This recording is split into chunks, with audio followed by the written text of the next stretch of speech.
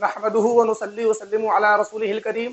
नाज़रीन, आज हम शराइत नमाज की जो चौथी शर्त है उसके मुतालिक जानने और समझने की कोशिश करेंगे और समझेंगे कि चौथी शर्त जो है वो क्या है और उसका क्या माना और क्या मतलब है। देखिए, मैंने आपको 3 शराइतों के मुतालिक बता दिया। सबसे पहली नमाज की जो शर्त है वो है हमारी तहारत, और दूसरी जो शर्त है वो हमारी सत्र औरत, और तीसरी जो है वो है इस्तक़बाल क़िबला। इन तीनों के मुतालिक मैंने आपको बताया है। आज इंशाअल्लाह हम चौथी जो शर्त है उसके मुतालिक सीखेंगे। देखिए, नमाज की जो चौथी शर्त है वो है वक्त, यानी वक्त का होना जरूरी है नमाज के लिए। अगर हमने नमाज को वक्त से पहले पढ़ेंगे तब भी हमारी नमाज नहीं होगी, और वक्त गुजार करके पढ़ेंगे तब भी हमारी नमाज नहीं होगी। एक नमाजी के लिए जरूरी है कि वो नमाज के वक्त पर ही नमाज को अदा करे, ठीक है ना।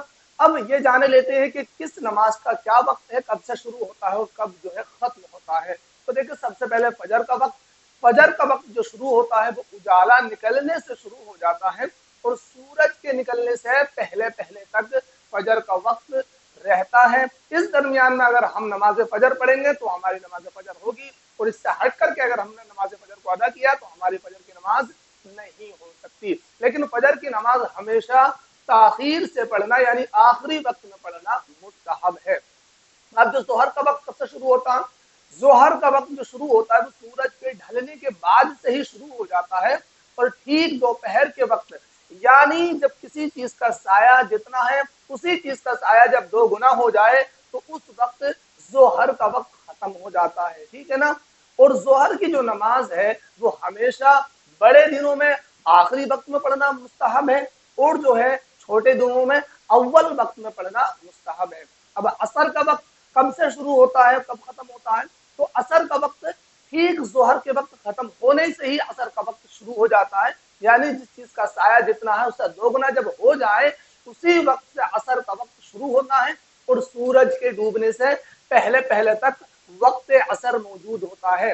लेकिन असर की नमाज हमेशा आखिरी वक्त में पढ़ना मुस्तहब है, लेकिन इतनी ताखीर भी नहीं हो जाए कि वक्त कराहत आ जाए।